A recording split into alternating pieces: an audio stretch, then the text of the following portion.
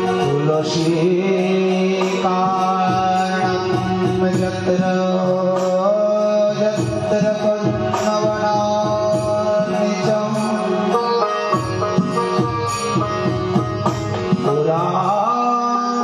पुराणपटो यत्र तत्र सन्निहितः हरिः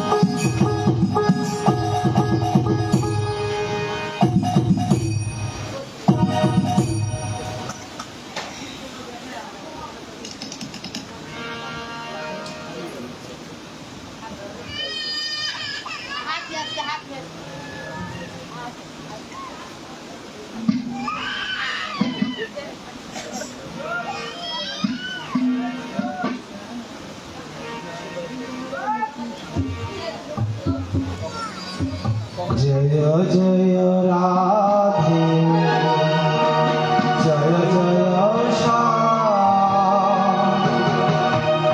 জয় জয় শ্রী বৃন্দাবন ধাম জয় জয় রাধে জয় জয় শ্যাম জয় জয় শ্রী বৃন্দাবন ধাম জয় জয় রাধে জয় জয় শ্যাম জয় জয় শ্রী বৃন্দাবন ধাম জয় জয় রাধে জয় জয় শ্যাম জয় জয় শ্রী বৃন্দাবন ধাম জয় শ্রীমত জয় যমুনা জয় শ্রীমত জয় যমুনা জয় বৃন্দাবন জয় পুণ্যা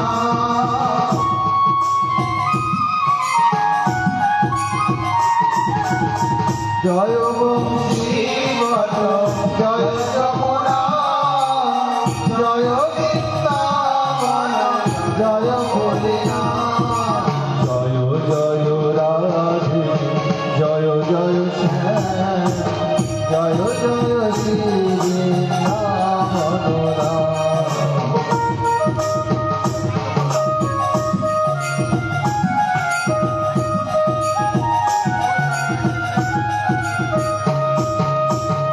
পাবন রাধে পাবন শ্যাম পাবন শ্রী বৃন্দাবন ধাম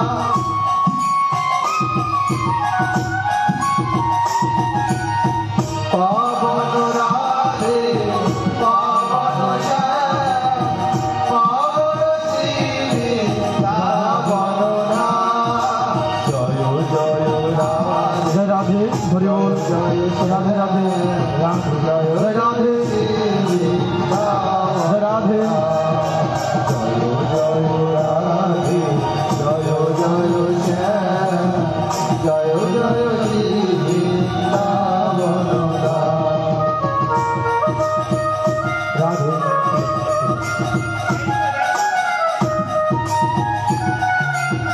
এটা ঠিক করো प्यारी राधे प्यारो श्याम प्यारी श्री वृंदावन धाम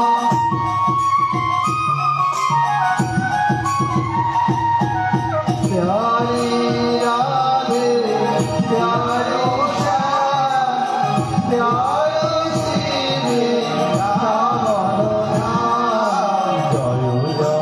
राधे जय जय श्याम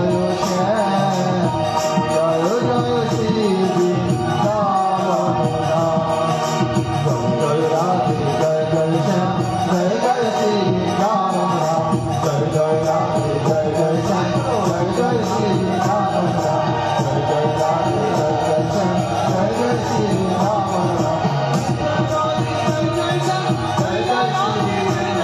हेलो हेलो हेलो जय जय श्री वृंदावन धाम जय जय राधे जय जय श्याम जय जय श्री वृंदावन धाम जय जय राधे जय जय श्याम जय जय श्री वृंदावन धाम जय जय राधे जय जय श्याम जय जय श्री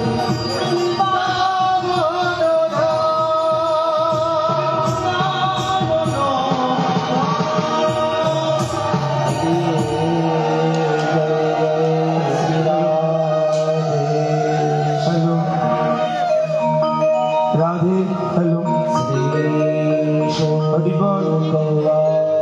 राधे जनिताय जरद माधव श्री गौवाच असीम गिरिवरराजनं श्रीगोत्रैति विश्रुता क्षीरजनामृत श्रीमनोजनायुक्तं मूर्छिता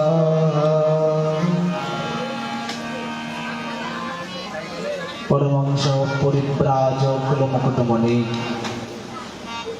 श्री श्री सुखदेव गोस्वामी पाद গঙ্গা তটে প্রায় প্রবিষ্ট দেবর্ষি মহর্ষি ব্রহ্মর্ষি তথা রাজর্ষিগণ পরিবেষ্টিত। যে রূপেতে পরীক্ষিতের সভায়, যে রূপেতে সর্ববেদ বেদান্তের সার শিরোমণি ভাগবত কথা বর্ণন করেছিলেন, অধুনা তাই কীর্তিত হইতেছে। পরম করুণা করুণালয় শ্রী শ্রী নিতাই গৌরাঙ্গের কৃপায় পরমারাধ্যতম পরম পূজনীয় পূজ্যপাদ আসমাদীয় শ্রী গুরুপাদ পদ্ম, তাহার কৃপা আশীর্বাদ মস্তকে ধারণ করে তদীয় ভক্তবৃন্দে কৃপা আশীর্বাদ নিয়ে অন্তরে যা স্ফুরিত হচ্ছে তাই বলা মাত্র। শ্রী রাধারানী রহদেবী কৃপায় ভাগবত সপ্তাহ যজ্ঞের আজ পঞ্চম দিবস। এখানে আমরা গতদিন যথাযথভাবে শ্রী ভরত উপখ্যান প্রহ্লাদ উপখ্যান আস্বাদন করেছিলেন। এখানে প্রহ্লাদ বলতে লাগলেন যে প্রভু, বিষ্ণুদেবকে বলতে লাগলেন হে ভগবান, যখন ব্রহ্মা বিষ্ণু লক্ষ্মী দেবী কেউ পারলেন না বিষ্ণুদেবকে শান্ত করার জন্য, দেবশ্রী নারদ দৌড়ে গেলেন লক্ষ্মী দেবীর নিকট। লক্ষ্মী দেবীকে বলছে যাও বাবাকে সামলাও। লক্ষ্মী দেবী বলছে না, আমি এরকম আমার প্রতি নয়, আমি তাকে সামলাতে পারবো না। ব্রহ্মা বিস্মিত হয়ে গেলেন, সবাই একত্রিত ভাবে ভয়ভীত হয়ে গেলেন, পারলেন না। যেমন বললেন যে বনে সিংহ যখন গর্জন তর্জন করে সমস্ত পশু পাখি জবাই মানে সবাই পালিয়ে চলে যায়, একমাত্র সিংহের শাবক যেমন করে থাকে, ঠিক সেই রকম ভাবে প্রহ্লাদ বিষ্ণুদেবকে স্থিতি করলেন, শান্ত নিবারণ করলেন। বলছে যাও, তুমি চিন্তা করো না, তুমি তোমার পিতার অন্ত্যেষ্টি ক্রিয়াদি কর্ম করো। এই বলে প্রহ্লাদের উপখ্যান শেষ করে বললেন যে সেই প্রভু ধন্য যে না চারে নিজ জন, সেই সেবক ধন্য যে না চারে প্রভুর চরণ। দেখুন, এমন ভগবানকে ভজন করার দরকার যে প্রভু সর্বদা ভক্তকে রক্ষা করেন, নিজ জনকে সর্বদাই রক্ষা করেন। এইভাবে এই সপ্তম স্কন্ধ শেষ করে অষ্টম স্কন্ধে গিয়ে 10 প্রকারের লক্ষণের কথা বললেন। এখানে এটা তত্ত্বকথা যা আমরা বলেছিলাম। এই বলতে বলতে এখানে যথাযথভাবে হঠাৎ করে পরীক্ষিত মহারাজ বলতে লাগলেন যে প্রভু সুখমণিকে বললেন যে কোথায় একটি বনের পশু ছিল, তার জন্য স্বয়ং ভগবান আবির্ভাব হলেন, আপনি কৃপা করে এই দৃষ্টান্তটা একটু বর্ণন করুন। বলছে দেখো, হরিমেদা ঋষি ঔরসে হরিণী মাথার গর্ভে শ্রী হরি ভগবান প্রকটিত হয়ে তিনি গজরাজকে উদ্ধার করেন। বলছেন শ্রী হরি শ্রী ওজি তারা হচ্ছে মন্বন্তর অবতার। শ্রীমন মহাপ্রভু বর্ণন করেছিলেন অবতার 6 প্রকার: পুরুষ অবতার, লীলা অবতার, গুণ অবতার, সপ্তদশ অবতার, যুগ অবতার এবং মন্বন্তর অবতার। এই যে মন্বন্তর, এই তারা হচ্ছে মন্বন্তর অবতার। এবার এই প্রশ্ন করলেন আসিল কি রাজন ত্রিকূট ইতি বিস্তৃত, হচ্ছে ক্ষীরসাগরের দ্বারা বেষ্টিত ত্রিকূট নামে একটি প্রসিদ্ধ সুন্দর শ্রেষ্ঠ পর্বত ছিল। অনেক সুন্দর একটি পর্বত আছে ক্ষীরসাগরের উপরে, তার উচ্চতা ছিল অযুত যোজন।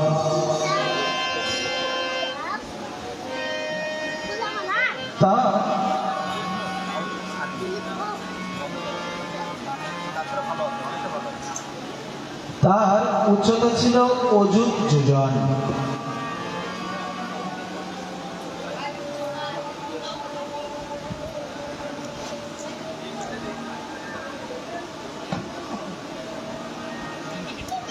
এই জন্যই এখানে বললেন যে তার তিনটি শৃঙ্গ ছিল, একটি ছিল স্বর্ণময়, আরেকটি ছিল রূপময়, আরেকটি ছিল লোহময়। এই পাহাড়ের উপরে তিনটি স্তর ছিল, সোনা, রূপার আর লোহার। এই পর্বতের পাদদেশে নানা প্রকার ফল ফুলের বাগান ছিল এবং এখানে ছিল এক দিব্য সরোবর। যেই সরোবরে চারদিকে কমল পুষ্পরিত হতো, যেমন ফুল ফলের বাগান, চারদিকে কমল ফুল সুন্দর করে ফুটে থাকত। আর সেই গজরাজ সেইখানে সেই সরোবর, সেই সুন্দর সরোবরে বাস করত এক কুমির, আর সেই দিব্য বনে বাস করত এক গজরাজ হাতি। গজযুক্ত রাজ একটি গজরাজ তাদের মধ্যে হাতিদের যে রাজা তাকে বলে গজরাজ। কি করলেন? সেই গজরাজ হাতি বাস করত। হাতি 1000 হস্তি বা হস্তিনী ছিল। হাতির 1000 স্ত্রী ছিল। 10,000 হাতির শক্তি ছিল তার গায়ে। তাহলে কত প্রকার শক্তিশালী। একদিন গ্রীষ্মের প্রখর সূর্য ধাপে সেই হস্তিনীর সঙ্গে যখন হস্তি খেলতে লাগলেন, চারদিকে ঘুরতে লাগলেন। ঘুরতে ঘুরতে হঠাৎ করে এই গরমে বা প্রখর সূর্যের তাপে চারদিকে এত তাপ, তো শরীর ক্লান্ত হয়ে যায়। হস্তিনীকে নিয়ে ঘুরতে ঘুরতে সেই দিব্য সরোবরে গিয়ে উপনীত হয়। সেই সরোবরে জলকে মদমত্ত, দেখবেন হাতিকে যখন কোনো মদ খাই দেওয়া হয় উন্মাদ হতে থাকে, বলছে ঠিক সেই রকম সেই সরোবরকে তুলপার করে দিচ্ছে। বলতে লাগলেন চার জল জলটাকে, সরোবরের জলটাকে এমন উত্তাপ করতে লাগলেন, সেই সরোবরের কুমির ছিল। কুমির বলতে লাগলেন, বারে আমার সরোবরে আসবে এত সাহসটা? দেখতে লাগলেন বেশ হাতি হাতিনি ইত্যাদির সঙ্গে বিহার করছে। কুমির ধীরে ধীরে গিয়ে তাকে যথাযথভাবে তার পায়ে কামড়ে ধরল। হাতি বলতে লাগলেন, বাহ, এই তুই আমাকে কি করবি রে? আমার শরীরে কি আছে জানিস? 10,000 হাতির শক্তি আছে, আর তুই সামান্যতম বনের জলের একটা পোকা, আর তুই আমাকে কি করবি? কিছুই তো করার নেই। যখন বললেন, তখন আমরা যেমন আমাদের গায়ে ধুলো পড়লে যেমন ঝেড়ে ফেলে দিই, ঠিক হাতিও প্রথম কুমিরটাকে ঝেড়ে ফেলে দিতে লাগলেন। এবার কুমির তো পড়ল না। হাতি তার নিজের আস্তে আস্তে শক্তি প্রয়োগ করতে লাগলেন। যতই শক্তি প্রয়োগ করছে কোনোভাবেই কুমির ছাড়ল না। বলছে ধীরে ধীরে শক্তি প্রয়োগ করতে করতে সমস্ত শক্তি যখন প্রয়োগ করলেন, তাদের মধ্যে যুদ্ধ শুরু হয়ে গেল।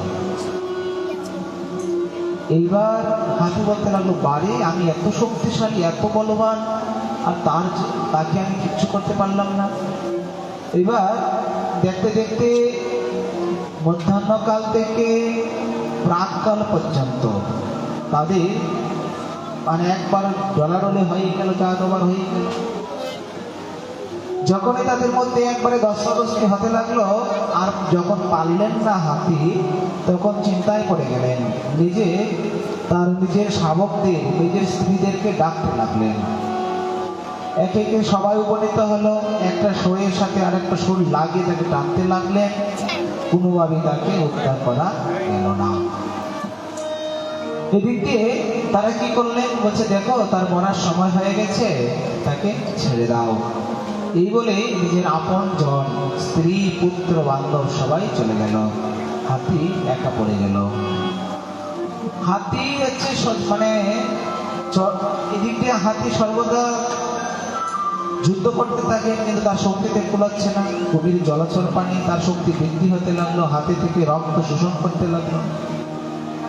যখন এক সময় তার শারীরিক মানসিক সমস্ত শক্তি হারিয়ে ফেলল, আকর্ষণ বিকর্ষণ করতে লাগলো, কিন্তু কোনোভাবেই তাকে রক্ষা করা গেল না। চিন্তায় পড়ে গেলেন। দীর্ঘ অনেক দিন, 1 বৎসর কাল পর্যন্ত তাদের মধ্যে যুদ্ধ চলতে লাগলো। যুদ্ধ চলতে চলতে হাতি বলছেন, এবার আর এই জগতে কেউ নাই, যে আমাকে পার করবে, যে আমাকে রক্ষা করবে, তাকে আমার ডাকতে হবে। এই বলে এখানে বর্ণন করলেন যে যে সরোবরটার কথা বর্ণন করলেন, সরোবর মানে কি? একটা পুকুর। এই সরোবরটা হচ্ছে সংসার। মানে উদাহরণ দিলেন, যে সরোবরের কথা আমরা বর্ণন করছি সেই সরোবর হচ্ছে একটি সংসার, যেমন আমরা যে সংসারে আছি। আর জীবাত্মা হচ্ছে গজেন্দ্র। এই হাতি হচ্ছে, হাতি কেউ না, হাতি হচ্ছে আমরা। আমাদের সংসারে যেমন করে আমরা বাস করি, ছেলে মেয়ে, স্ত্রী, পুত্র, আত্মীয় স্বজন নিয়ে থাকি, ঠিক সেরকম কাল, যে কুমির তোমাকে গ্রাস করছে সেই কুমির আর কেউ না, এটা হচ্ছে কাল। কালের কাল মহাকাল। যখন তোমার মহাকাল চলে আসবে, তোমাকে কেউ রক্ষা করতে পারবে না। যদিও বলো যে না, আমি তোমাকে কিছু টাকা দিচ্ছি, তুমি চলে যাও। যখন যমরাজ আসবে বলবে, না আমার কাছে টাকা আছে, আমি টাকাটা দিয়েছি, তুমি চলে যাও। ঘুষ বলছে, কিছু কাজ হবে না। এই জন্য এই গজেন্দ্র প্রজ্ঞানে শিক্ষণীয় হচ্ছে, জীবাত্মা হচ্ছে মানে গজেন্দ্র, যে হাতি, হাতি হচ্ছে আমরা, সরোবর হচ্ছে সংসার, আর কুমির হচ্ছে আমাদের মৃত্যু গ্রাস। এ বলছে যে কাল যাকে ধরে কেউ তাকে রক্ষা করতে পারে না। কি টাকা, কি পয়সা, কি বাড়ি, কি গাড়ি, কি ছেলে, কি মেয়ে, কি আত্মীয় স্বজন, কেউ তোমাকে রক্ষা করতে পারবে না। বলছে দেখো, তার ছেলে মেয়ে আসলো, তার স্ত্রী আসলো, তথাপি যখন তাকে রক্ষা করতে পারলো না, তারা চলে গেল। হাতি বলতে লাগলেন, আরে দুনিয়া, আমি তোদের জন্য না কত কিছুই করলাম, আজ তোরা আমাকে রেখেই চলে গেলে। এই সংসারে তোদের জন্য আর কত কিছু করলাম। যে ত্রিকুট পর্বত বললাম, যে কাম মানে রূপময়, সোনাময়, রূপময় আর লোহময়, এই 3টা পর্বত হচ্ছে কাম, ক্রোধ আর লোভ। কাম, ক্রোধ আর লোভ। সংসারে জীবরূপী গজেন্দ্র স্ত্রীপুত্র বন্ধু বান্ধব পাগলের মতো তাকে সংসারে এই দিচ্ছে, সেই করছে, সেই কত কিছু করলো, কিন্তু তাকে রক্ষা বলল যে ঘরের ঘর, মানে ঘরের ঘরে যদি আগুন লেগে যায়, দেখবেন এই ঘর থেকে কিছু আনা সম্ভব না। ঠিক এরকম এখানে বলছেন যে জীবনটা হচ্ছে ঠিক সেরকমই। একবার জীবনে যদি কোনো এরকম লোভ, লালসা, কামনা, বাসনা, পাপ কর্ম এসে ভিড় করে, তাহলে বারবার ওই দিকেই তোমাকে ধাবিত করতে হবে। এইভাবে বলছেন যে তাহলে কি করা যায়। চিন্তা করলেন যে এক সময় যজ্ঞবল্ক্য ঋষি বললেন, দেখো মৈত্রেয়, পতির ধর্ম যেমন কোনোদিন যেন প্রিয় হয় না। পতি তার নিজের জন্য পত্নীর কাছে প্রিয়, ঠিক সেই রকম পত্নীও তার নিজের জন্যই পতির কাছে প্রিয়। প্রতিটা জায়গাতে সংসারে কিছু স্বার্থ আছে, স্বার্থ ছাড়া এই জগৎ নাই। এই জন্য বলছে, স্বার্থ লাগি করত সম্প্রীতি, সুরণ মনে সব করে নীতি। বলছেন এই জগৎটা হচ্ছে স্বার্থময়।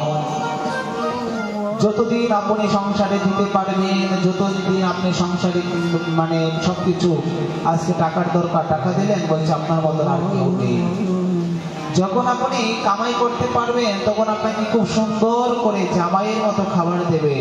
যারা শ্বশুরবাড়ি গিয়েছে তারা জানে, শ্বশুরবাড়ি যারা গিয়েছে তারা অবশ্যই জানে যে বাড়িতে, শ্বশুরবাড়িতে গেলে একবারে থালা ভর্তি বা চারদিকে বাটি বাটি দিয়ে সাজিয়ে দেয়, দেয় না?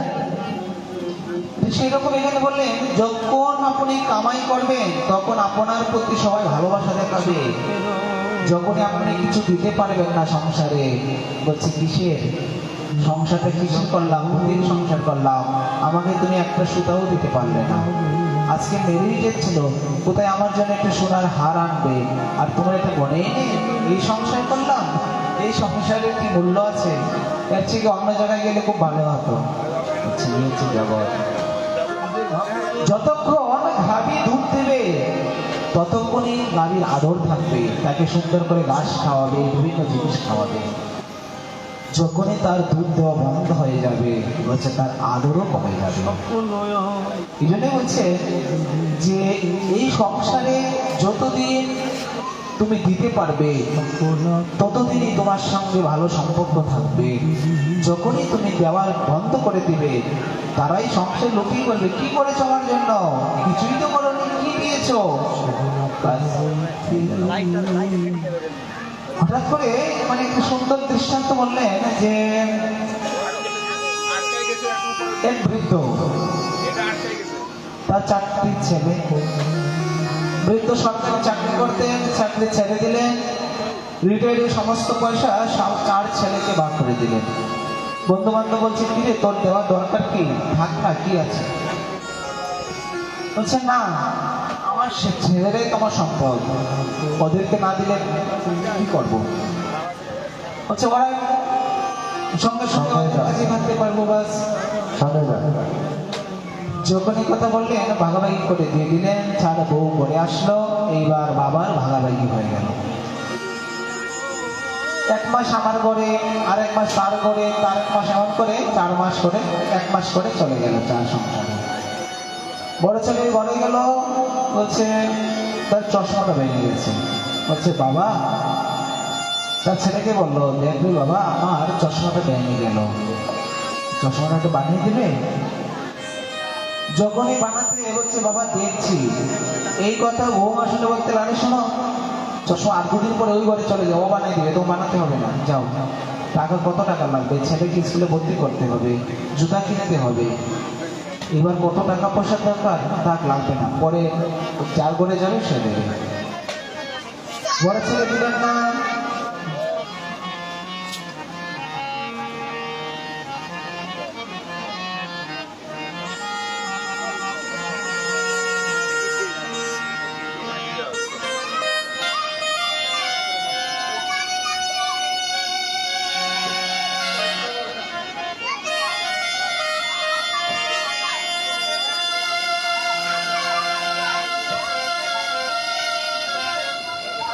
বড় ছেলে এবার 2 নম্বর সন্তানের ঘরে গেল। এবার তার বলছে দেখ আমার ওষুধটা, প্রেশারের ওষুধটা শেষ হয়ে গেছে, আমাকে কিছু ওষুধ এনে দে না। একবারে হিসাব করে তার যতটুকু মানে বলির দরকার, ওষুধের দরকার ততটুকু এনে দিলেন। এমন করে বলতে লাগলেন, চশমা বানিয়ে দিলেন না, জুতা কিনে দিলেন না, জামা কিনে দিলেন না, এক এক করে এক একটা দুঃখ যন্ত্রণা ভোগ করতে লাগলেন। দেখেই চিন্তায় পড়ে গেলেন যে সত্যি আমার বন্ধু বান্ধবের কথা যা শুনলাম, যা বললো ঠিকই, নিজের সম্বল সর্বদা রাখতে হয়, নিজের সম্বল ব্যতীত কিছুই করা সম্ভব নয়। এই জগৎ হচ্ছে বিনিময়, আপনি যতই কিছুই করেন না কেন দেবে না। এই জন্য আজকে যদি নিজের সম্বলটা হাতে থাকতো তাহলে এত কিছু করলেন না। এটা হচ্ছে জগতের দৃষ্টান্ত দিলেন। এবার আধ্যাত্মিক দৃষ্টান্ত হচ্ছে নিজের সম্বল হচ্ছে পরমাত্মার নাম। যখনই আপনি পরমাত্মার নাম আত্মার সঙ্গে নিয়ে যাবেন, হচ্ছে এটা তোমাকে জনম জনমের কাজে দেবে। এই বলে এই সময় আর শিক্ষক গ্রুপে আমাদের শিক্ষা দেয়। দেখুন, শিক্ষা আগে সব শিখিয়ে পরে পরীক্ষা নেয়, আর সময় আমাদেরকে পরীক্ষা নিয়ে তারপরে শিক্ষা দেয়। এরকম ভাবে হঠাৎ করে গজরাজ বলতে লাগলেন, এই সংসার কিসের জন্য করলাম? প্রেম ভক্তি চন্দ্রিকায় বললেন, স্ত্রী পুত্র বান্ধব যত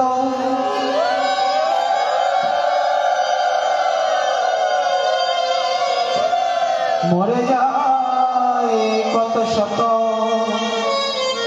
কিছুই নেই। এই জন্য উনি কি করলেন, হচ্ছে গোবিন্দ আমি ওনাকে গোবিন্দ। নিজের সোর দ্বারা কি করলেন, কমল উঠিয়ে ओम नमो भगवते तस्मै जतेरोदचितत्मकं पुरुषाय मद्बीजाय पुरुषाय धीमहि। এই হচ্ছে কি বলছেন যে গোবিন্দায় নম বলে কি করলেন, এই ফুলটা গোবিন্দের উদ্দেশ্যে সমর্পিত করে দিলেন। সঙ্গে সঙ্গে গোবিন্দ ঠিক থাকতে পারলেন না, দীর্ঘ এক বছর পর্যন্ত হাতি আর কুমিরের যুদ্ধ হচ্ছে, ভগবান তার দিকে কর্ণপাতই করলেন না। যখনই তাকে পুষ্পটা তার চরণের দিকে নিবেদন করলেন, সঙ্গে সঙ্গে বলতে লাগলেন, গরুর ও গরুর তাড়াতাড়ি আন তো, এদিকে আন। বলছে কেন? বলছে আমাকে রক্ষা করেছে, আমাকে আমাকে আমাকে রক্ষা করতে হবে আমার ভক্তকে, চল। এই বলেই তাকে রক্ষা করতে গেলেন। এই জন্যই হাতি আগে বলতে গেলেন, আমি কি করলাম, যাদের জন্য আমি এত কিছু করলাম তারা তো আমাকে কিছুই করলো না। এখানে বললেন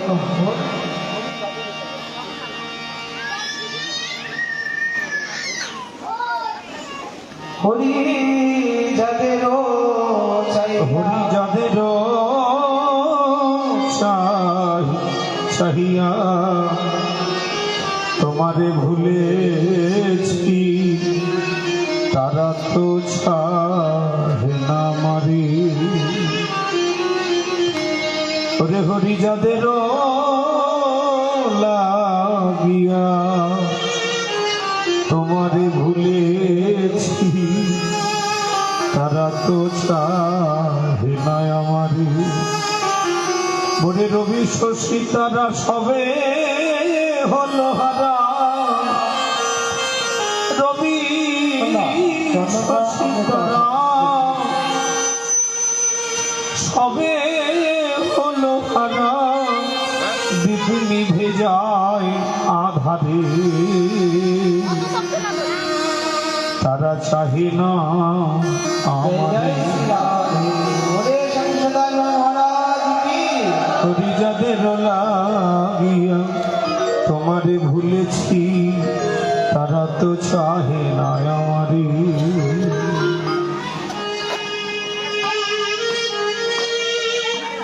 এরকম ভাবে বলছে, আমি যাদেরকে ভুলে এতদিন সংসার করেছিলাম, আজকে তাদের আমার কোনো কাজেই নয়, এই জন্য গোবিন্দ ব্যতীত এই জগতে কিছুই নেই। এই বলে যখনই গোবিন্দের চরণে পুষ্পটা নিবেদন করলেন, সাক্ষাৎ ভগবান আসতে লাগলেন। এই যে বলছেন যে এই জগতে কি নিয়ে যাব, এই জগতে নেওয়ার তো কিছুই নেই। টাকা পয়সা, বাড়ি গাড়ি, স্ত্রী পুত্র কিছু সঙ্গে যাবে? কিছুই যাবে না। এই জন্যই বলছে, যেহেতু সঙ্গে যাবেই না, যে সঙ্গে যাবে তাকে সঙ্গে নিতে হবে। এই বলে এখানে বলতে লাগলেন, ওরে রহিতে যখন পারিবে না মন, যেতে হবে তোরে, তাই বলে হরি পরে করি, তাই বলে হরি পারে করি, রাখ না আপন সঙ্গে করে, রাখ না আপন সঙ্গে করে। বলে করিবিনে পা কে করিবে, সেদিন করিবিনে তোমার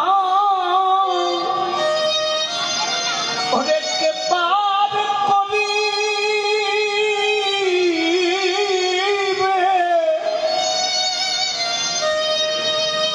যেদিন তোমার আব্বার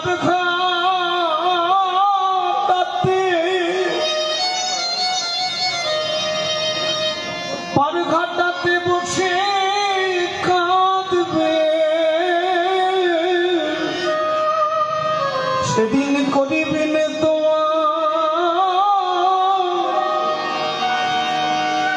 অনেকে পার করবে,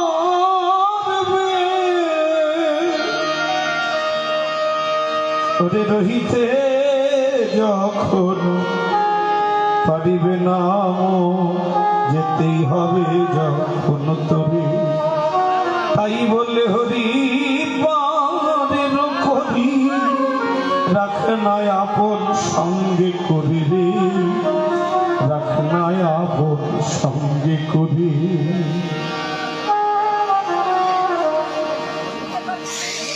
এরকম ভাবে এখানে বর্ণন করলেন, দেখো তুমি তো থাকতেই পারবে না এই জগতে, যেহেতু তুমি এই জগতে তোমার চলে যেতেই হবে, তাহলে সঙ্গে থেকে কিছু নিতে হবে। এই নেওয়ার মতো হচ্ছে না, আমার ব্যাংকে অনেক টাকা আছে সেটা আমার সঙ্গে যাবে, স্ত্রী পুত্র সঙ্গে যাবে, হচ্ছে এই জগতে কেউ সঙ্গে যাবে না, একমাত্র আত্মার সঙ্গে ভগবানের নাম যাবে। এটাই এই জন্য বলছে, রইতে যখন পারবি মন, যেতেই যখন হবে তোরে, তাই বলে হরি পারের করি, রাখনায় আপন সঙ্গে করে। চোখের আলো নির্ভর যখন, কোথায় রবে চোখের আলো নিভিবে যখন, কোথায় রবে বন্ধু সজন। ওরে ভাঙবে রে তোর সুখের স্বপন, সেদিন ভাঙবে রে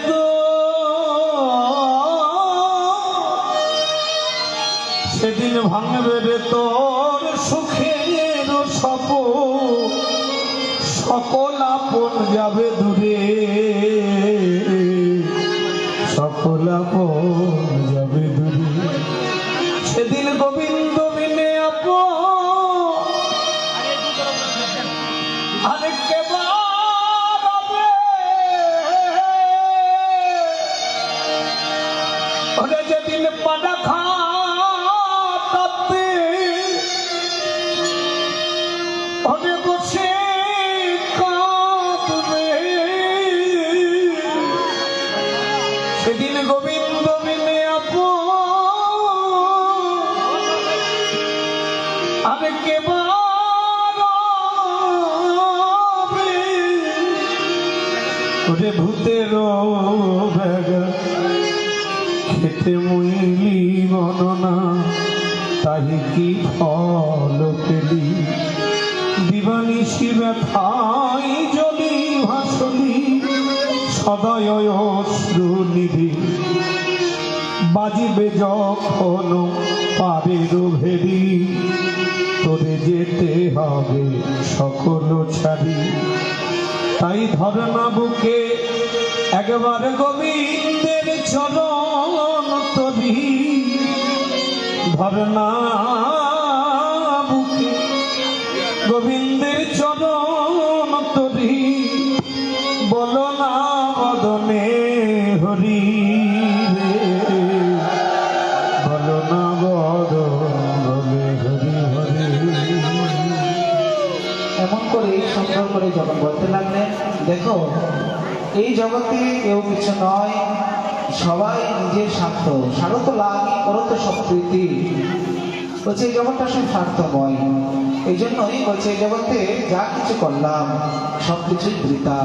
এই বলে শ্রীকৃষ্ণ স্মৃতি সর্ব বিপদ বিমোক্ষণম, যখনই কৃষ্ণ কথা মানে স্মরণ করবে, কৃষ্ণকে ডাকবে, কৃষ্ণকে ধ্যান করবে, বলতে সমস্ত বিপদ থেকে তুমি রক্ষা পাবে।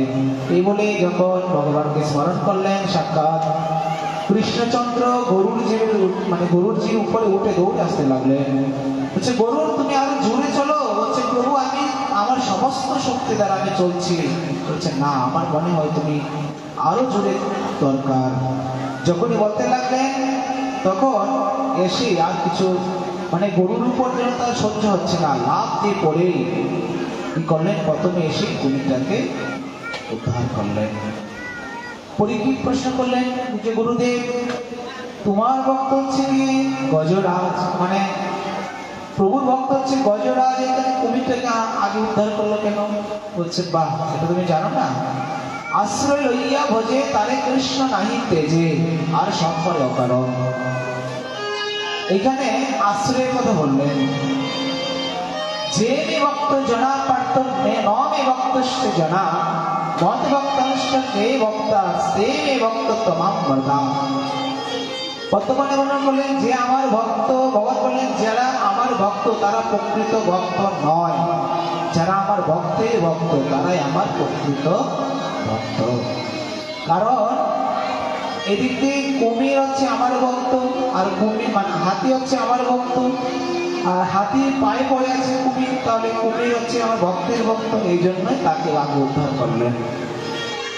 এবার আরাধনানাং সর্বেশ্বরানাং বিষ্ণু আরাধনানাং পরম তস্মাৎ পরম তরম দেবী কবিয়ানাম সমালোচনম।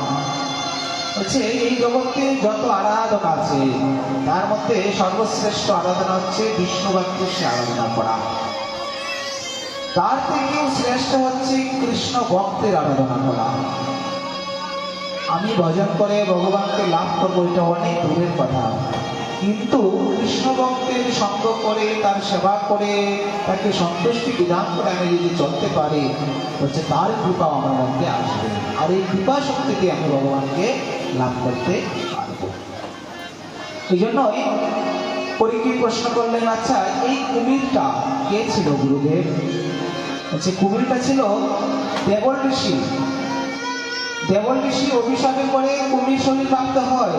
এক সময় দেবল ঋষি মানে গঙ্গা তোকে ভজন করতে লাগলেন, তখন রঘু গঙ্গার তার পায়ের ধরে গঙ্গার বারবার নিতে লাগলেন, মানে গঙ্গা তাকে ভজন করতে, অনেকে গঙ্গার তীরে ভজন করে। যখন এই গঙ্গার তীরে ভজন করতে লাগলেন তখন উহু ভক্তকে বলে একজন আছে, ও কি করলো, একবারে নদীর ডুব দিয়ে এসে মানে দেবল ঋষিকে টেনে আবার নদীতে ফেলে দেয়। একবার দুবার তিনবার সাধুর সঙ্গে পরিহাস একবার করা যায়, নিজে সমান মনে করলে এরকম তো না। সংসারের লোকের সঙ্গে পরিহাস করতে পারবে, সাধুর সঙ্গে তো পরিহাস চলে না। একবার দুইবার করলেন, তৃতীয়বার করলেন, চতুর্থবারের মধ্যে উনি কি করলেন, যা ওর যেহেতু কুমিরের মতো স্বভাব, তুই কুমির হয়ে যা। সঙ্গে সঙ্গে কুমির হয়ে গেলেন। এবার বলতে লাগলেন, প্রভু আমার অন্যায় হয়ে গেছে, আমাকে ক্ষমা করবো, উদ্ধারের পথ করবো। তখন বলছে, দেখো আমার বাক্য তো মিথ্যা হবে না, যাও তুমি সেই গজরাজের পায়ে শক্ত করে ধরে রাখবে, সাক্ষাৎ ভগবান এসে তোমাকে আগে উদ্ধার করবে। এই বলেই কি করলেন, এই সাধুর বাক্যকে ভগবান রক্ষা করলেন। এইবার গজেন্দ্রকে উদ্ধার করলেন। হচ্ছে গজেন্দ্রকে পরীক্ষিতের প্রশ্ন যে প্রভু গজেন্দ্রকে, গুরুদেব গজেন্দ্রকে, হচ্ছে পাণ্ডবংশীয় রাজা, নাম ছিল ইন্দ্রদণ্ড। সে সমস্ত কিছু ত্যাগ করে মলয় পর্বতে গিয়ে ভজন করেন। যখন মলয় পর্বতে গিয়ে ভজন করতে থাকেন তখন অগস্ত্য ঋষি উপনীত হয়। ইন্দ্রদম্ন মহারাজ অগস্ত্য ঋষি অতিথি আসে, তাকে দেখে সম্মান করলো না, তাকে সমাধান করলো না, তাকে আসন দিল না, তাকে মর্যাদা দেখালো না। এই জন্য ওই সাধুরা যখন আসবে তাকে মর্যাদা দিতে হয়, তাকে প্রণাম করতে হয়, তাকে দেখে উঠে দাঁড়াতে হয়। যখন ইন্দ্রদম্ন রাজা তো মানে অভিমানী, অগস্ত্য ঋষিকে দেখে কোনো মর্যাদা দেখালেন না, দাঁড়ালেন না, প্রণাম করলেন না, সঙ্গে সঙ্গে বলছে, যাও তোমার যেহেতু হাতির মতো স্বভাব, তুমি হাতি হয়ে যাও। এই অভিশাপে হাতি হয়ে গেলেন। বলছে, যা করো গৌরাঙ্গ হরি, তোমায় আমি ছাড়বো না। এবার বলতে লাগলেন, তাহলে কি করা হয়? বলছে, অভিমান ভক্তিহীন জগৎ মাঝ সেই দিন বৃথা তার অশেষ ভাবনা। এই জগতে যে যত অভিমান করবে বলছে তার তত বিপদ। এই জন্য অভিমান ত্যাগ করতে হয়। আমি কৃষ্ণ দাস, আমি রাধা দাসী, বৈষ্ণব দাস ও দাস। এই কথাটির অর্থ কি? এখানে বললেন যে তৃণাদপি শুনেছেন তরুবি সরিষ্ণা অমানেন মানদেন কীর্তনে সদা হরি। দিনের মতো থাকতে হবে, অভিমান থাকলে চলবে না।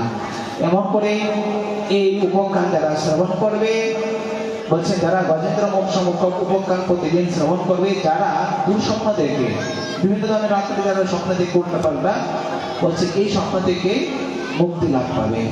আর এটা বললাম তো যে এটা আমাদের নিজেদের মানে আমাদের বিশেষ লোকের জন্য এই উপজ্ঞান। এই বলে এটাকে এখানে শেষ করে বলতে লাগলেন যে পরীক্ষিত বলেন, গুরুদেব যে আপনি আমাকে একটু সাগর মন্থনের কথা বর্ণন করুন। বলছে, ঠিক আছে, আমি তোমাকে বলছি সাগর মন্থনের কথা। যে দেখো সাগর আর কি বলবো, এক সময় দেবতারা অসুরেরা একত্রিত মানে দেবতারা সবসময় বনে জঙ্গলে ঘুরে বেড়াচ্ছে, অসুরেরাও ঘুরে বেড়াচ্ছে, এরকম ভাবে তাদের মধ্যে কোনো সুখ নেই, শান্তি নেই, সবসময় বিবাদ। বলছে ঠিক আছে, ইন্দ্র বলিকে বললেন যে দেখো আমাদের বাবা তো একটাই, মা তো দুটা, কিন্তু মা তো বোন, আমার মা তো বোন, দুই বোন, তাহলে বাবা তো একই, তাহলে এক কাজ কর, আমরা একটা কাজ করি যে আমরা একত্রিত হয়ে যাই, হয়ে গিয়ে সাগর মন্থন করি, এইখান থেকে যে অমৃত ফল, আমার অমৃত যে উঠবে এটা আমরা মানে পেয়ে নেব, পেয়ে নেওয়ার পরে যতই মারামারি হানাহানি কাটাকাটি করি না কেন আমরা অমরত্ব তো লাভ করতে পারবো। এবার বলছে ঠিক আছে, এটাই ভালো। এই বলেই যখন এই কথা বললেন, বলছে ঠিক আছে তাই হবে। ভগবানের আদেশে, ইন্দ্র ভগবানের আদেশে পেয়ে এই কাজটা করলেন। যাই হোক, ভগবানের আদেশে কি করে বলছে যাও তোমরা কাজ চালিয়ে যাও। এই বলেই ভগবান গরুর বিষ্ণু মানে এদিকে একত্রিত হয়ে যখন তারা পর্বত টানতে লাগলেন, পর্বত আনতে পারলেন না, সাক্ষাৎ ভগবান কি করলেন, গরুরের পিঠে অবস্থান করে সেখানে মানে সেই মানে পর্বতকে পাঠিয়ে দিলেন। এদিকে পর্বত আসলো, পর্বত কোথায় উঠবে বলছে কচ্ছপ ভগবান, সমস্ত পর্বতটা এত বড় পর্বতটা কশ্যপের উপরে দিয়ে দিলেন। বলছে কশ্যপ ভগবান কি যখনই উঠে দিয়ে দিলেন, বলছে এই মন্থন করবে এটা কে? বলছে বাসুকি নাগকে লোক দেখালেন, যাও তোমাকে অমৃত দেওয়া হবে, অমরত্ব লাভ করবে। এবার এটাকে রশি ভেবে দুদিক দিয়ে টানতে লাগলেন। এদিকে প্রথমে লটারিতে প্রথমে অসুরেরা পেল লেজ আর দেবতারা পেল মুখ। এবার মন্থন করলে সাপের যে মুখ থেকে বিষ বেরোবে, তাদের কষ্ট হবে। এবার অসুরেরা বলতে না না আমরা মুখ নেব না, আমরা লেজ নেব না, আমরা মুখ নেব। দেবশ্রী নারদ ইশারা দিলেন, সঙ্গে সঙ্গে উল্টা উল্টা হয়ে গেল। এবার দেবতারা চলে আসলো পুচ্ছতে আর অসুরেরা গেল মুখে। এবার যখন মন্থন করতে লাগলেন সকলে বিষ বেরোচ্ছে, আর এই বিষটা দেব মানে ওষুধের উপরে পড়ছে। শুক্রাচার্য এসে বলতে লাগলেন তোরা মূর্খ, তোদেরকে দিয়ে কিচ্ছু হবে না, এই কাজ কেউ করে? আচ্ছা যা হবার তাই হয়ে গেল। এদিকে সুন্দর করে তারা মন্থন করতে লাগলেন। যখনই মন্থন করতে লাগলেন বলছেন পরীক্ষিত হেসে খুব মানে একবারে হাসতে লাগলেন, বলছেন বাহ, এত বড় পর্বত ভগবানের কচ্ছপের উপরে উঠলো, আর নাকি বলছেন এই ভগবানের চুলকানি হয়েছে, তা চুলকে দিচ্ছে। বলছে প্রভুর যে লীলা আর বলবো কি করে। এই বলে কি করলেন, প্রথমে সুভদ্রা মন্থন থেকে হলাহল বীজ বের হলো। যখন এই বীজ প্রকটিত হলো, সবাই বলতে লাগলেন কি করা যায়। এই বিষের প্রভাবে জীব নাশ হতে লাগলো।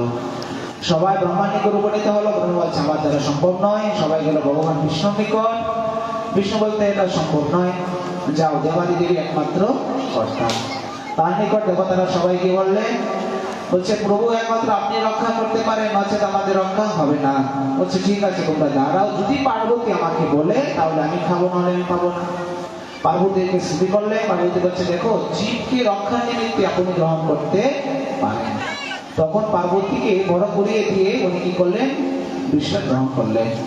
যখনই বিষ গ্রহণ করলেন, যখনই কণ্ঠে গেলেন বলতে লাগলেন ওহো অন্তরে আমার গোবিন্দ, আর এই বিষ যদি আমার অন্তরে নিয়ে নিই তাহলে আমার গোবিন্দ কষ্ট হবে, আর যদি এই বিষ আমি বাইরে ফেলে দেই সমস্ত জীব জাতি নাশ হয়ে যাবে। কি করলেন, বুদ্ধি করে কণ্ঠে রেখে দিলেন। এই জন্যই আমার নাম হয়ে যায় নীলকণ্ঠ। বলিয়ে নীলকণ্ঠ ভগবান কি।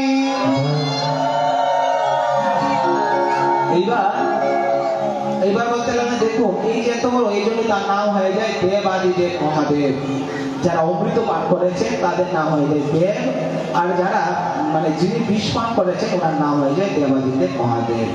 এই জন্য বলছে পর উপকার সহিষ্ণু নাই ধর্মায়, পর অপকার সহিষ্ণু নাই অধর্মায়। দেখো এই জগতে যত পরের উপকার করবে, পরের কল্যাণ সাধন করবে, এর থেকে বড় ধর্ম আর কিছুই নেই। আর যারা পরে অপকার চিন্তা করে, তার ক্ষতি সাধন করে, বলছে তার থেকে অধর্ম কিছুই নেই। এই বলে এখানে বললেন। তারপরে গিয়ে বলতে লাগলেন আর কি কি হলো, বলছে এখানে সমুদ্র মন্থন করতে করতে সাধু সঙ্গ পরিসংকার রবি সাধুতা, বলছে যেমন করে সাধু সঙ্গ করলে দেখবেন মনটা সাধুই থাকবে, অসাধু সঙ্গ করবেন দেখবেন সর্বদা মনটা আমার সাধুই থাকবে। এইবার মন্থন করতে করতে কল্পবৃক্ষ বের হলো, কল্পবৃক্ষ স্বর্গে নিয়ে নিলেন, অশ্বকে বলি নিয়ে নিলেন, কৌস্তব বলি নিলেন, ঐরাবত হাতি বলছেন যে ইন্দ্র নিয়ে নিলেন দেবরাজ। এরপরে স্বয়ং লক্ষ্মীদেবী প্রকটিত হলো। লক্ষ্মীদেবী প্রকটিত হলেন, বলছে লক্ষ্মীদেবী করে এবার লক্ষ্মী কিন্তু সবাই দেব দানব কিনা সবাই চাচ্ছে। এবার লক্ষ্মী কাকে চাই সেটা তো দেখতে হবে।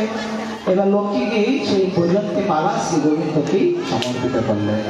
বলে লক্ষ্মী নারায়ণ ভগবান কি। এবার সঙ্গে সঙ্গে অলৌকিক উঠলেন। যখন অলৌকিক উঠলেন, এবার অলৌকিক কেউ নেয় না, হচ্ছে অলৌকিক বলতে লাগলেন প্রভু আমাকে তো কোথাও আশ্রয় দেবে, আমি কোথায় থাকবো? বলছে দাঁড়াও আমি তোমাকে দিচ্ছি, তোমাকে আমি আশীর্বাদ করে দিচ্ছি। সন্ধ্যাবেলায় যারা সন্ধ্যার প্রদীপ দেখাবে না, গৃহবধূ ঝগড়া করবে, কুলহম করবে, স্বামী স্ত্রীর মধ্যে ঝগড়া হবে, বউ শাশুড়ির ঝগড়া হবে, এমনকি পড়ালেখা করবে, খাবে, ঘুমাবে, আর সেই জায়গায় তোমার জায়গা হবে, যাও। এই জন্য সন্ধ্যাবেলা শাশুড়ি বললো বৌমা সন্ধ্যা লেগে গেল, এবার ধূপ ধুনাটা দাও না। যখনই বলছে যে ধূপ ধুনাটা দাও, বলছে মা একটু দাঁড়ান সিরিয়ালটা দেখছি তারপরে দেব। এবার শাশুড়ি বৃদ্ধ নড়তে পারে না, চড়তে পারে না। এইবার বলছে দেখো সন্ধ্যাটা গড়িয়েই গেল, ও বৌমা সন্ধ্যা হয়েছে, ঠাকুরকে একটু ধূপ ধুনা দাও, শঙ্খ বাজাও, ঘন্টা বাজাও, উলুধ্বনি দাও। চুপ করে বসে দেখো, যখন সময় হবে তখন আমি দেবো, আপনার কি হলো? আমার সিরিয়ালটা শেষ হলে তারপরে দেবো, এত কথা বলবেন না। বাস বলছে তুমি আজকে যাকে বলছো কালকে তুমি শাশুড়ি হবে, চিন্তা করো না, তোমার বৌমা তোমাকে এর থেকে ডবল আকারে দেবে, কারণ জগৎটা হচ্ছে বিনিময় প্রথা। এই জন্য বলছে সন্ধ্যাবেলা সর্বদা ভগবানকে স্মরণ করতে হয়, ভগবানের কৃপার আশীর্বাদ দিতে হয়, না হলে লক্ষ্মী চলে যাবে, অলক্ষ্মী প্রবেশ করবে। চঞ্চলহীন অনক কৃষ্ণ প্রভাতি বলবত্রয়, এই বলছে মন বড়ই চঞ্চল, তার থেকে অধিক চঞ্চল হচ্ছে লক্ষ্মী। এই জন্যই আপন ইচ্ছা জীব কুটি বাঞ্ছা করে, কৃষ্ণ ইচ্ছা না হইলে ফল নাই করে। হঠাৎ করে সেই অমৃত প্রকটিত হলো। যখন অমৃত প্রকটিত হলো, সঙ্গে সঙ্গে দেবতারা একবার অসুরেরা দেবতারা নিয়ে দৌড়াতে লাগলেন। এবার বলছে দাঁড়াও দেখছি। অসুরেরা নিয়ে দৌড়াতে লাগলেন, কখনো দেবতা কখনো অসুর। এবার অসুরেরা নিয়ে চলে গেলেন ভগবানের কাছে, সবাই দেবতারা গেলেন, বলছেন আমি দেখছি দাঁড়াও। ভগবান নিজে মোহিনী রূপ ধারণ করে কি করলেন, এই অসুরদেরকে ছলাগলা কৌশল দেখিয়ে তাদের নিকট থেকে নিয়ে আসেন। বলছে যাও তোমরা বসে যাও, তোমরা যখনই বসবে তখনই আমি তোমাদেরকে দিচ্ছি। এ বলে দেবতারা দক্ষিণমুখী, দেবতারা পূর্বমুখী, আর অসুরের দক্ষিণমুখী বসে গেলেন। ভগবান মোহিনী রূপ ধারণ করে ছন্দে ছন্দে কি করতে আগে দেবতাদের দিতে লাগলেন। যখনই দেবতারা দিতে লাগলেন তখন দেবতা এত ছোট হাড়ি, এবার অসুরের বলছে রে তাদেরকে দিচ্ছে, পরিবর্তনে চুপ কর, উপরে যে পাতা পাতা অমৃতটা এটা দেবতারা নেবে, ভিতরের যে গাঢ় গাঢ় অমৃত এটা আমরা নেব, চিন্তা করিস। সূর্য সঙ্গে সঙ্গে ভগবান মোহিনী রূপ আর থাকতে পারলেন না, সেই কেটে দিলে। এবার যখন পৃথিবীতে ছায়াটি পড়বে তার সেটা গ্রহণ, পূর্ণিমাতে চন্দ্রগ্রহণ আর অমাবস্যাতে সূর্যগ্রহণ, এই হচ্ছে গ্রহণ। আমরা যে গ্রহণ দেখতে পাই এইভাবে গ্রহণ বলা হয়, কারণ তাদের খুব ছিল রাহু, এই জন্যই তাকে গ্রহণ করে নেওয়া হয়। এদিকে এখানে আমাদের গোস্বামীজন বর্ণন করলেন চন্দ্র সূর্য দুই গ্রহণের মধ্যেই সূর্যগ্রহণে 12 ঘন্টা আগে ঠাকুরের সেবা পূজা বন্ধ করতে হবে এবং খাবার দাবার বন্ধ করতে হবে। চন্দ্রগ্রহণে 9 ঘন্টা আগে খাবার দাবার বন্ধ করতে হবে, সেবা পূজা বন্ধ করতে হবে। যারা একবারে অসুস্থ রোগী আতর বালক বালিকা তাদের জন্য 3 ঘন্টা পর্যন্ত এটা মানতে হবে। গ্রহণের 3 ঘন্টা আগে এটা খাবার দাবার ঠাকুরের সেবা পূজা সব বন্ধ রাখতে হবে। ঠাকুরের সেবা পূজা তো 9 ঘন্টা 12 ঘন্টা আগেই। আর একটা নিয়ম মানতে হবে বাচ্চাদের জন্য, মানে একবারে বৃদ্ধ বৃদ্ধাদের জন্য 3 ঘন্টা, আর যারা সবল শক্তিমান তাদের জন্য 9 ঘন্টা আর 12 ঘন্টা। এইবার গ্রহণে যা থাকবে বলছে সব ফেলে দিতে হবে, যে বস্ত্র থাকবে সেই বস্ত্র ধুতে হবে, যা স্পর্শ করবে তাই খাবার দাবার হলে ফেলে দিতে হবে, বিশেষ কিছু থাকলে পর্যাপ্ত পরিমাণ তার উপরে তুলসী রাখতে হবে। এমন করে মানে চন্দ্রের সূর্য গ্রহণের কথা বললেন। দেবশ্রী নারদ দৌড়ে গেলেন, নারায়ণ নারায়ণ নারায়ণ বলে বাবা আরে এখানে বসে আছো, ভগবান মোহিনীর রূপ ধারণ করলো, তুমি দেখলে না? বলছে বাহ নারদ, তুমি কি বললে? বলছে হ্যাঁ বাবা, সত্যিই বললাম। বলছে ভগবান মোহিনীর রূপ ধারণ করলো, আমি ভগবানের কত শত লীলা গুণ দেখেছি, অবতার দেখেছি, মোহিনীর রূপ তো আমি দেখি না, আমি দেখতে হবে। দৌড়ে গেলেন মহাদেব, প্রভু আমি তোমার মোহিনীর রূপ দেখবো, প্রভু আমি তোমার মোহিনীর রূপ দেখবো। বলছে দেখাতে হবে না, বলে বাবা তুমি চলে যাও, তোমার দেখার দরকার নেই। বলছে না প্রভু দেখবো। সঙ্গে সঙ্গে ভগবান মোহিনীর রূপ ধারণ করলেন, আর মহাদেব তার পিঠে ছুটতে লাগলেন। ছুটতে ছুটতে যখনই তার শক্তি নিগত হয়ে গেল, এইবার তার জ্ঞান আনেন হলো, আমি কি করলাম? তখন ভগবান বলছে আমি আগেই বললাম মহাদেব, বলে বাবা তোমার দরকার নেই, যাও। মহাদেব লজ্জায় পড়ে গেলেন। এই যে মহাদেবের যে শক্তি স্ফলিত হলো, এই শক্তি হচ্ছে সোনা রূপা ইত্যাদি যা আছে, সোনা রূপা হীরা মণি মুক্তা, এই মহাদেবের এই শক্তি। তারপরে বলছেন ভগবান মহাদেবকে আশীর্বাদ করে দিলেন, যাও তোমাকে কোনো কামই কামদেব তোমাকে পরাস্ত করতে পারবে না। এই জন্য কাব্যবনে একবার কামদেব এসে তাকে পরাস্ত করতে লাগলেন, সঙ্গে সঙ্গেই তার নয়ন থেকে ভুলে বাবা তাকে পরাস্ত করে দিলেন। এই জন্যই মহাদেবের আগ নাম হয়ে যায় কামেশ্বর মহাদেব। এই বলে তার শক্তির কথা, মহিনের কথা বললেন। দেখতে দেখতে এই বামনদেব, বামনদেব রেডি তো? চন্দনদা, হ্যাঁ এদিকে দেবতারা অমৃত পানে বলবান হয়ে গেল। চন্দনদা, ব্রাহ্মণদেব, দেবতারা অমৃত পান করে বলবান হয়ে গেল, অসুরের একবারে পরাজিত হয়ে গেল। এবার দেবতারা রাজ্য শান্তি গ্রহণ করলেন, অসুরেরা এবার অপমানিত হয়ে বিভিন্ন জঙ্গলে ঘুরতে লাগলেন। তখন বিঘুপুত্র শুক্রাচার্য বলিকে পরাজিত, মানে আগে দেবতারা অসুরদেরকে পরাজিত করে দিলেন। এইবার শুক্রাচার্য কি করলেন? সেই বলি মহারাজকে খুব সুন্দর করে আবার সন্দেহনে বিদ্যার সাথে তাকে জীবিত করে দিলেন। বলছে যাও, বলি গুরুদেবকে সমস্ত কিছু অর্পণ করেন। বলছে আমি কায় মনে তোমার গুরুদেব, আপনি তোমার সেবা করি। বলছে যাও, আমি সন্তুষ্ট হলাম। বলছে আমি তোমার রাজ্য ফিরিয়ে দিব, তুমি চিন্তা করো না।